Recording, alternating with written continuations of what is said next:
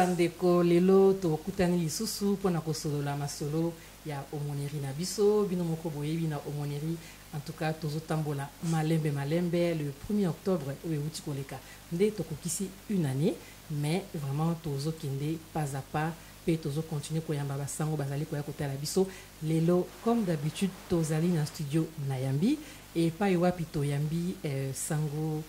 monsieur l'abbé Jean-Paul Kele aye kotala biso aye pe na masolo vraiment mingi pona biso tozali awa na studio na yambi papa Zule merci mingi pona ndenge opesi biso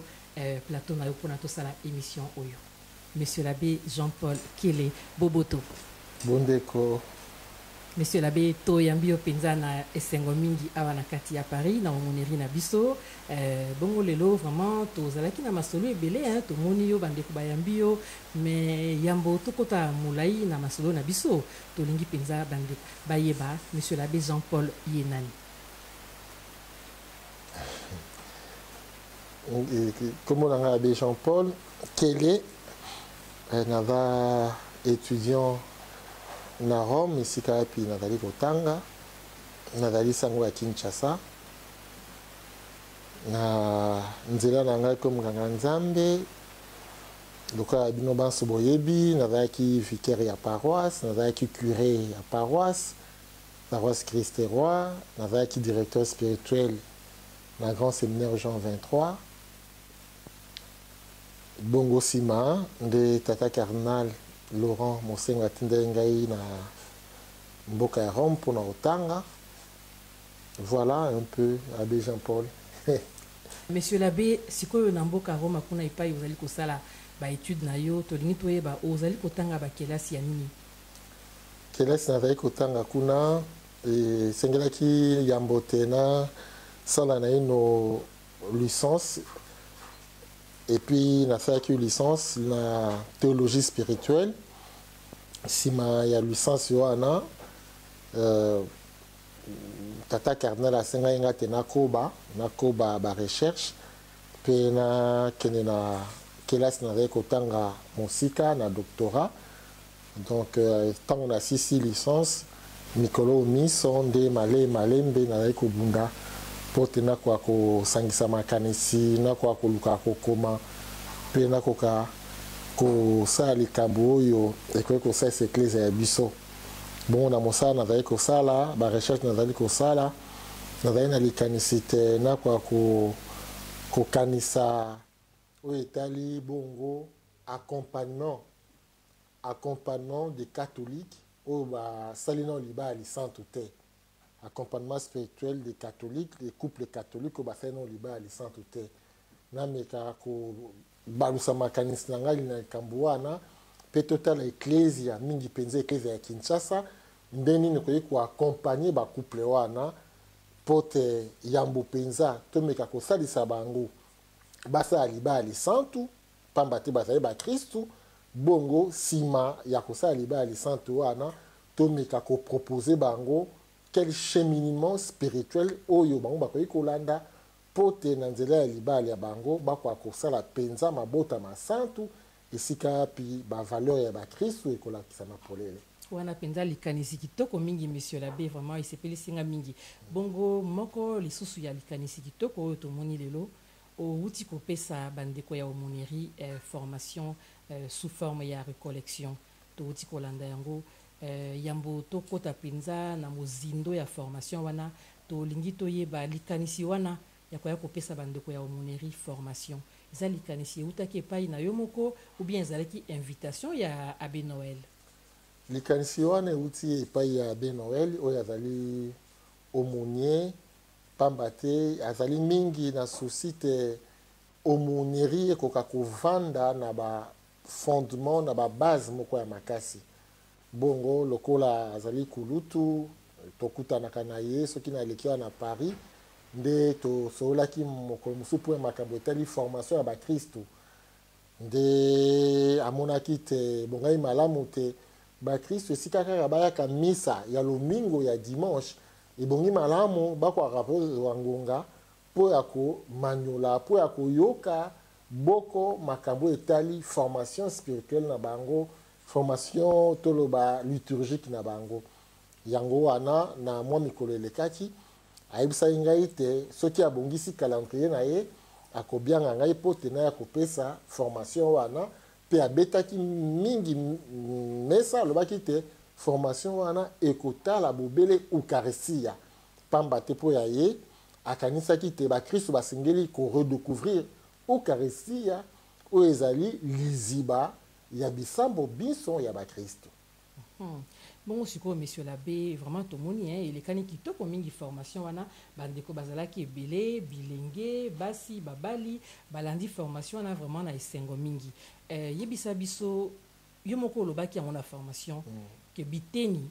mpona kolobela likambo litali misa biteni ezali ebele yebisa biso bapoint essentiel oyo yo moko omonaki te esengelaki olobela yango na formation wana. Biteni ezali ebele pe makambo ya koloba ezalaki ebele kasi nga nakabolaki mateya na ngai na biteni mibale ya minene ya yambo nalobaki nalakisa nano bakristo misa nde nini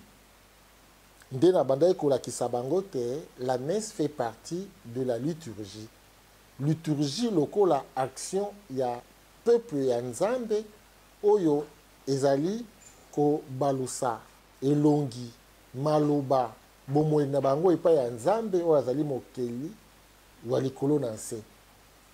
Awa misa ezali na kati ya liturgie nalakisi yambo mpenza bakristo te. La liturgie ezali yambo mpenza sensuel, c'est-à-dire te bomoto bwa biso monoko mwa biso matoi ma biso même pona koyoka solo ya ensemble fait partie ya liturgie. Nde nalakisaki bato te bato bayi na misa esengeli te bakoka solo koparticipe na nzoto na molimo na bango. Eske basengeli kobeta maboko bakobeta maboko, eske basengeli koyoka eloba nzambe esengeli bafungola matoi mpo bayoka, esengeli bamona nganga nzambe oyo azali kosala misa, esengeli bakoka kopesa biyano esika nganga nzambe azali koloba lokola mokonzi azala na bino bango esengeli bazongisa. Mpe nalakisaki te la liturgie ezali aussi culturelle. Ezengi koloba te biso bakristo tokosanganaka mpo ya kobonzela nzambe milulu. Nzambe oyo tokomonaka na miso te kasi azali kobonzela milulu tokozwa wana mimesano ya mokili ya société kasi biso tokopesa yango caractère sacré mpo te tokeseni na baye oyo bakosala makambo ya profane. Ezali culturel. La liturgie tolobi te ezali mpe rituel. Elingi koloba te tokoya na ndako nzambe tokobanda kaka makambo ngulungulu te kasi maso mana lokwa na koloba yango na eteni ya ibale ya monene maso mana esengeli kende malembe na alima lokwa bandeko basusu balobaka ebayini ebandela entrée ebandi ekombo ya tata nsima sango apesi boboto bozala na bino malembe tozali kolandela yango. Mpe nalobaki te la liturgie ezali ecclésiale mais en même temps ezali impersonnel. Moto akokoba messe eza yanga te ezali messe ya ecclésia ezali ecclésiale, c'est-à-dire te tozwi yango na bakulutu na biso na nzela ya boyambi biso mpe tozwi tokosala misa bobele lokola bakulutu bazali kosala. Mpe na suka naloba ete la liturgie ezali communautaire.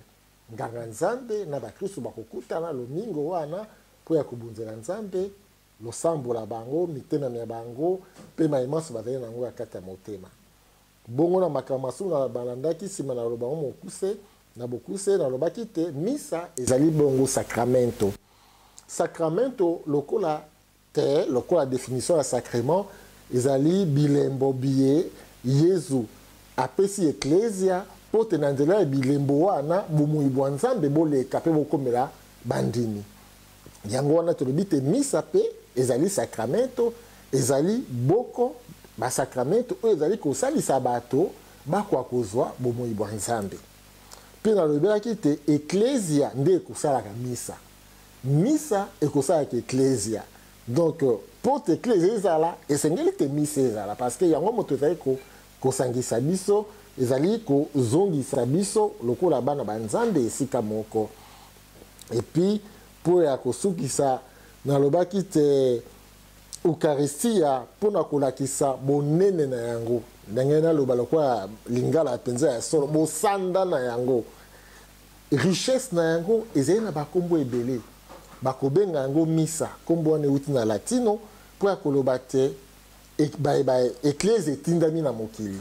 po ya kokende kosangela sango elamu ya la mission bakristu bakoya ntango nzambe baloba na bango misa esili bokenda boboto. À la fin de la messe, commence la mission des fidèles. Puis, il y a Mibalen Lobakite, Misa Torobenga Kango, communion. Bakoyanda Kunzambi, o Nzambe a bien dit, Bakutaniwa, Nana Bondeko, Bakutaniwa Pona Koyoka, Nzambe, et Sengelite Bako Kabola, li Pati ya Bondeko. Yango Tokolobaka, communion. Tolobaki pete messe, Misa, ezali mémorial.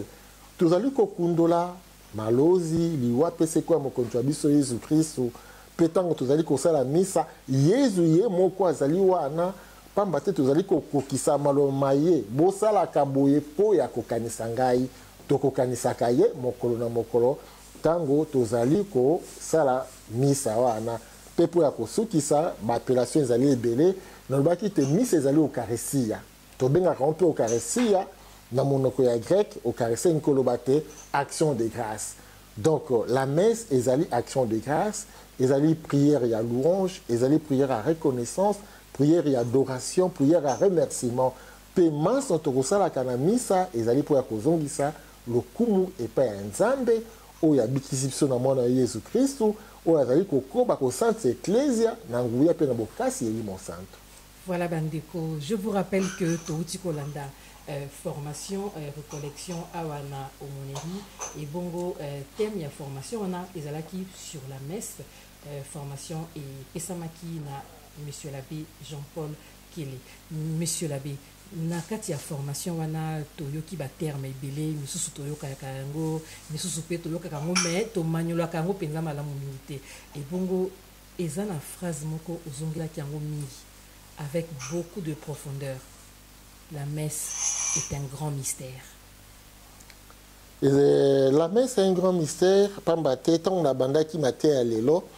na tuna qui na banda qui na nituna, ya ba Christ na tuni bango, po ya bino ni se zaini.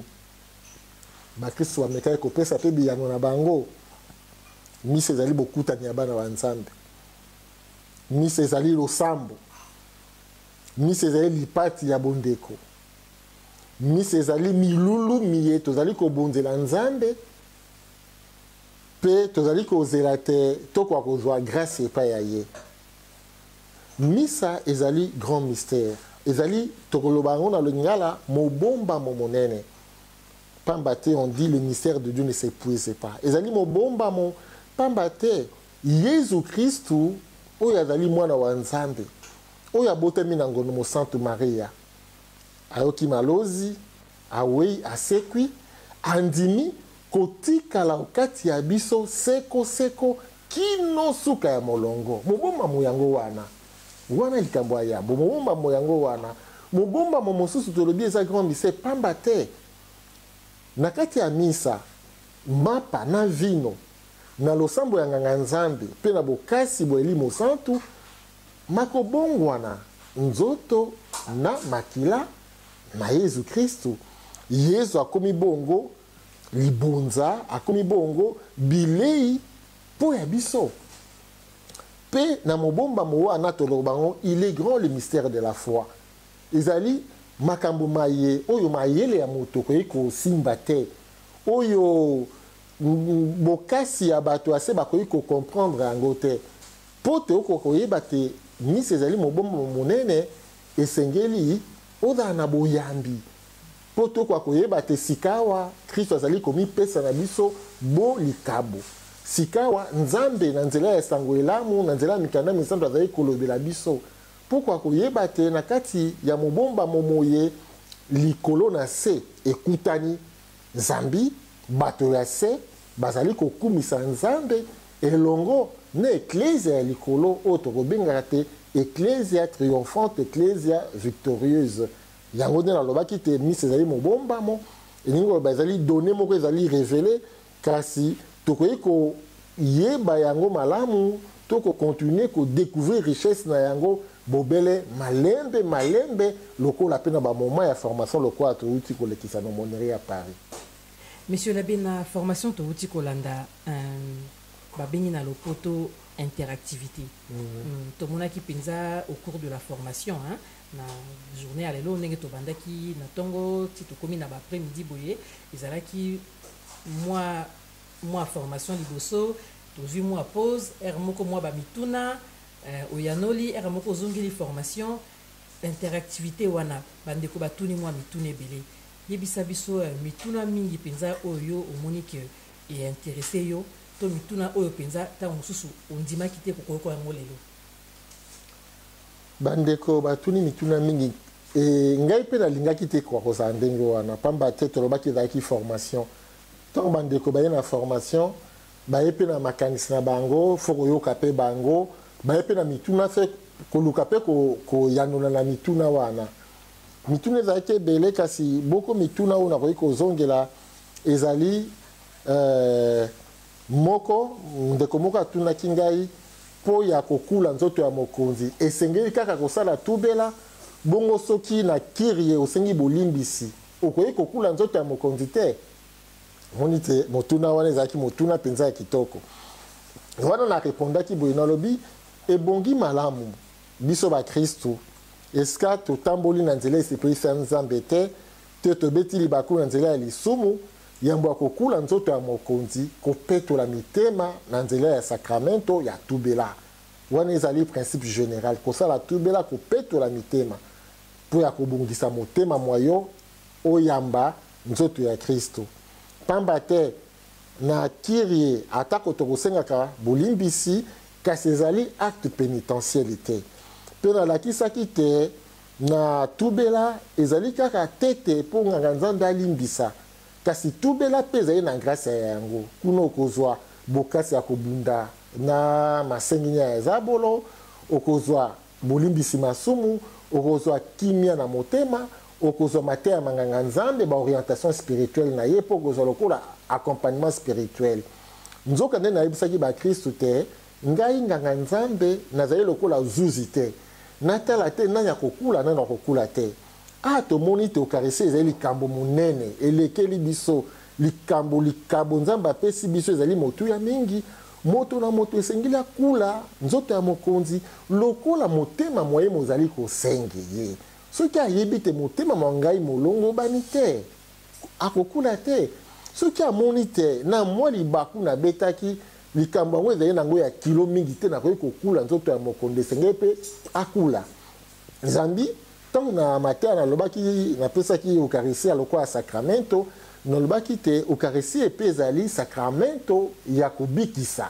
sacrement de guérison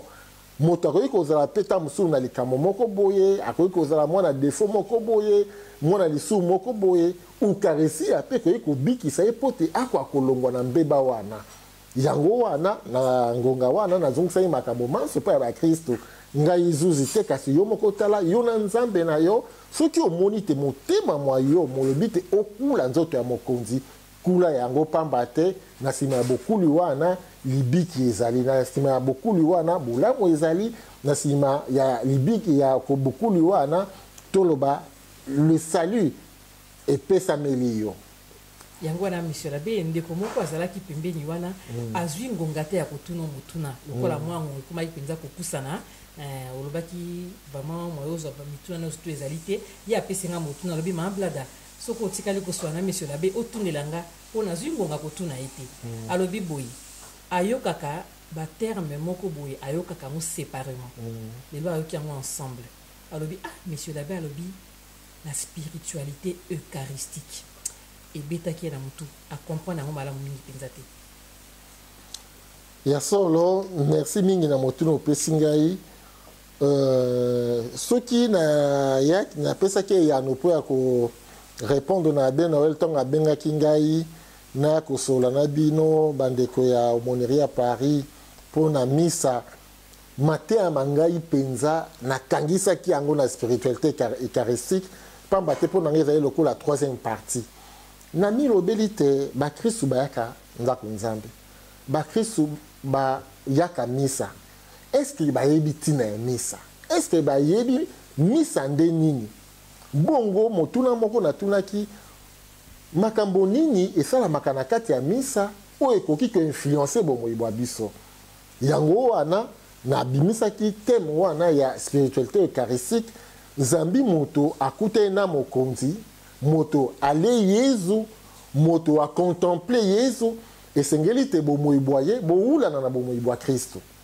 Yango la spiritualité eucharistique lo banini lolenge na ndenge ya molimo ya kovivre eucharistia. Et na lolenge wana moto akulu eucharistique na bimisaki quelques points oyo ekangami na spiritualité eucharistique wana. Na ebaki te spiritualité eucharistique ezali d'abord spiritualité moko ya don. Tota la Yesu Kristo ya mikabi ya mibonzi pona libiki ya bato, pona bolamu ya bato. Alobi ma vie c'est moi qui la donne. Ye mutapesi yango moto akuli, moto ayenda konzambe esengeli a développer spiritualité eucharistique wana na kokomisa bomoi boye pe lokwa likabo. Lokwa Yesu Kristo abonzi bomoi boye lokwa likabo. Deuxième ligne ya spiritualité eucharistique na baki abandon komitika na nzambe. Yesu amitiki atiki te mwango mwanzambe moko kisama. Ngai mutu na yaka misa nakolisa spiritualité wana kati ya bomoi bwa ngai natika na maso ya bomoi na ngai nzambe kwa kozwa le devant na lo bangai te kasi yo loko atoka ki yango mama Sainte Marie apia ko ba moseli wa nzambe ngai oyo osala na ngai loko olingi. Yesu ye moko na pembeni ya malozi na lobi tata soki ko ekolekisa kenyo mosika na ngai kasi oyo ngai na lingi te oyo lingi. Pena bakisaki troisième point spiritualité eucharistique dans le baki ezali spiritualité ya médiation. Jésus Christ azali nzela ya libiki po ya biso, instrument du salut po ya biso. Ngai mo Kristo na kuli eucharistia na kendaka misa na koma bongo instrument ya libiki pe po ya bandeko bangai. Pena lakisi lisusu te spiritualité eucharistia ezali spiritualité ya brisement. Loko nganga nzamba ko bukaka nzoto ya Kristu yambotaka bulango na ba Kristu ngai mo Kristu na koyi kozana na lolendo te funa sala o babenga kawana lacnose l'abaissement na mikitisa na longola mwa mapeko na zaka nango wana na mibuka pamba te lolendo ko futaka te. Yesu Kristu na Philippiens 2:5-11 ye mwana wa nzambe atiki nkembo ya ye akomi motolo ko abiso awe liwa ya kuruze suka ya liwa kasi na nzela wana ndiye apesi biso libiki. Ngai moto nakulaka ngam nakenda ndako nzambe esengeli nayeba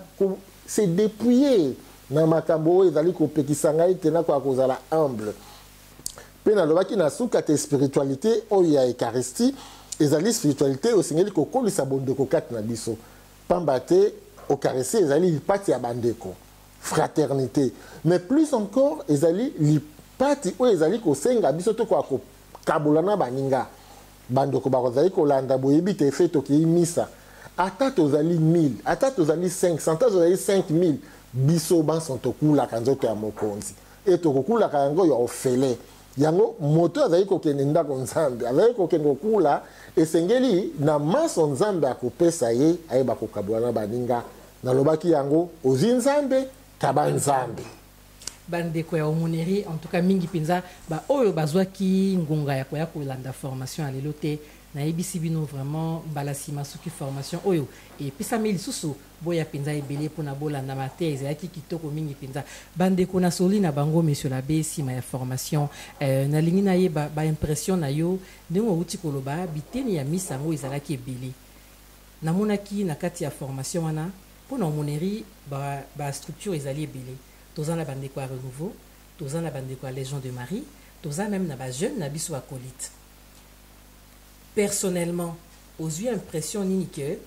nazwa tandakisa lokola bana bacolite to pe ba légion de Marie mpona yo omoni eloko nini ke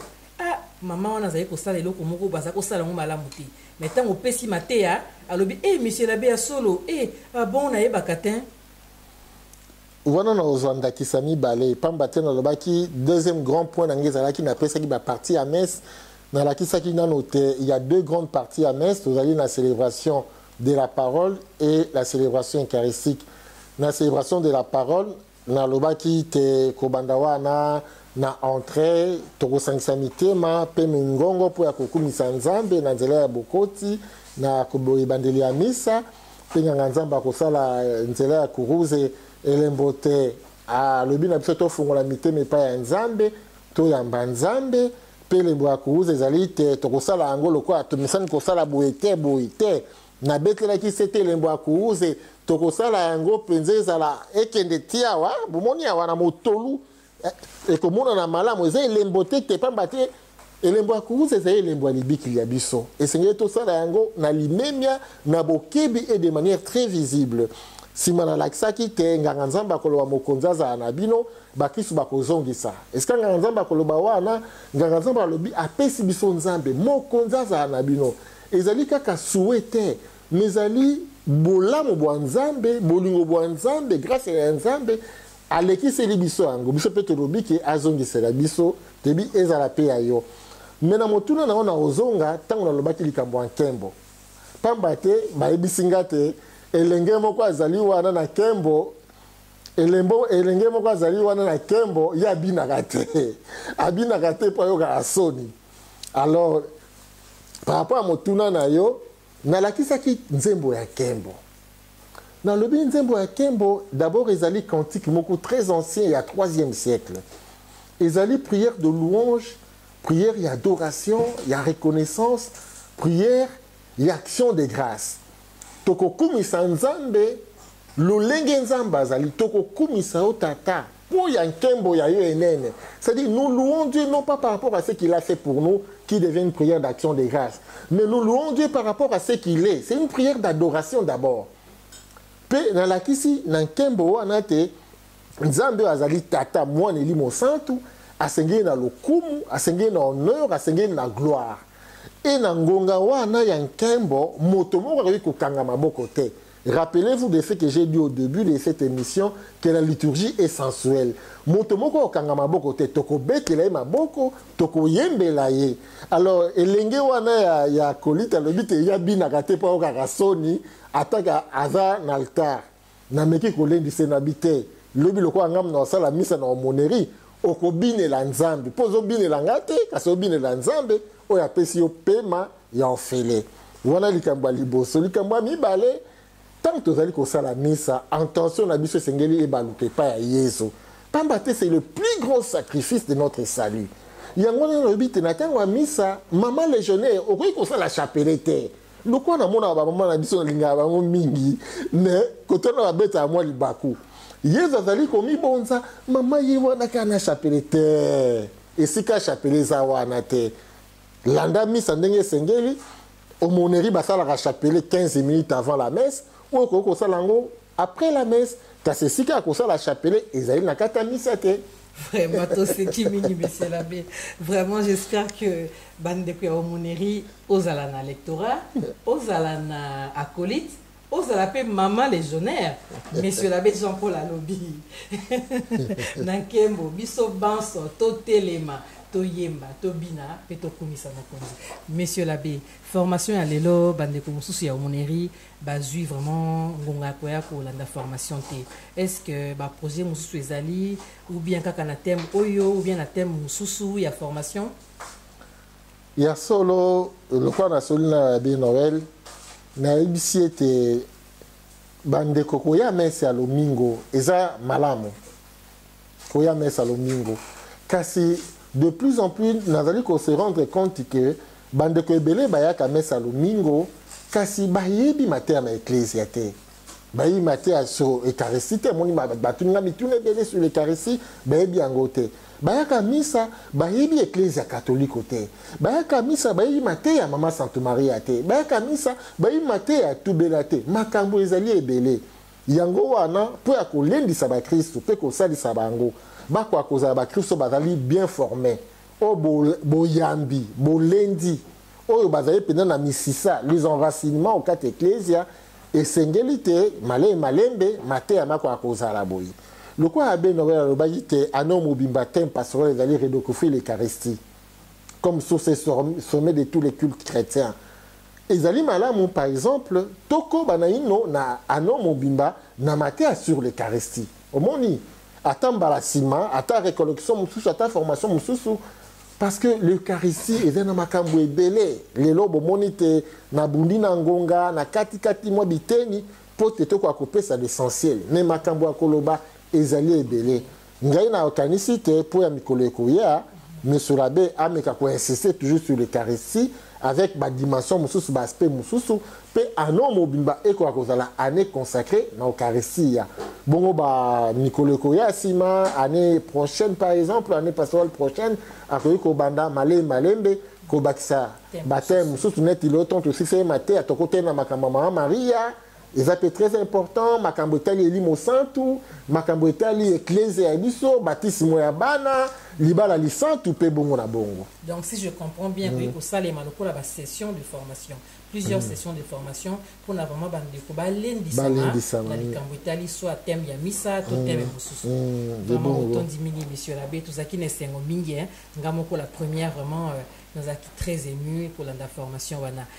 tozoko bana émission na biso na masolo na biso omoneri na biso monsieur l'abbé tokokisi un an tozo niko oyo no surtout tozo c'est la premier anniversaire na biso bon to yambi yo pemba la liboso na omoneri na biso to lingi to yeba ba impression na yo omoni omoneri zo tambola ndenge nini est-ce que ozu moi temps kosola na bandeko po yeba o tuna bango pe moi mituna soki omoneri zo kene ndenge nini pona yo. Merci mingi pour na motuna tant on a yé na omoneri ezali l'expérience oya omoneri ezali expérience ya qui date de très longtemps parce que même bana Israël tant bazaki na exil en Babylonie babazaki koluka toujours moins sika na bango moko babanda kosambela pambate ata libanda ya mboka boyambi bokoyi ko débattre bokoyi ko koya te sengeli ko continuer ko sambela pe kosambela na lolenge ya mboka na bino ndenge koloba kumime kosambela na ndenge ya bokoko bwa bino ndenge biso tosambelaka messe na rite congolais awa ezali malamu mingi. Alors eloko ya makasi ebetinga na omoneri ntango naye kosambela ezali mingi la liturgie eloko wana nasepeli nango mingi parce que namona ete liturgie ezali bien organisé yambo mpenza namoni boni nganga nzambe abongisi bakolite nganga nzambe esika bozali kosala misa namoni te makambo ezalaki vraiment bien ordonné pe bandeko bazali kosala lecture avec accent kitoko ya lingala ya biso wana mpenza et puis likambo mosusu ezalaki chorale namoni ete chorale eyembaka biyembela te chorale mpenza bayembaka banzembo oyo bakristu au moins 80% ya église bakoki koyemba. Ce qui fait que le point fort qui m'a vraiment frappé c'était la liturgie parce que qu'est-ce qui fait l'aumônerie? L'aumônerie, c'est la liturgie, c'est la messe. Donc, point de départ, il y a appréciation, il y a qui messe. Dans mon été messe, il y a malamu mingi. Alors, makamasusu, le kola, et kangami bobe na messe, o ezangi tokoyi ko bandoro bakisa na mona kite ba Christ bazana nzala nzambe, bazana posa nzambe. Donc, ceux qui ont le bon on dit, vous allez ka wana ba yo kakayo. Donc, bazana nzala wana, bazana posa wana. Biso banganga nzambe tolobi atako tozamo ya misala boye ba Kristo bazana posa nzambe ba olukelongi ya nzambe na mboka ya mopaya ebongi malamu biso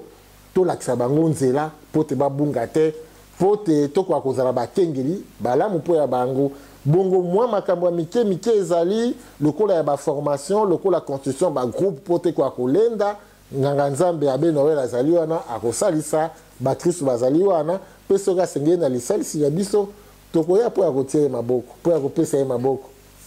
Et voilà bandeko to komi na suka ya masolo na biso to sengi monsieur l'abbé Jean-Paul Botondi mingi vraiment ndenge nanu aye ko sala misa na omoneri na biso na ndenge aye ko pesa biso formation lelo sur la messe en tout cas bandeko ba sepeli mingi pe ba pesi Botondi mingi tozali awa na studio na yambi awa na Paris to ti ko sala interview na monsieur l'abbé Jean-Paul Kele oyo apesa ki formation awa na kati ya omoneri bongo to pesi bino mbote mingi to lingi bino mingi bongo to kutani na mbala ya sima. Bye.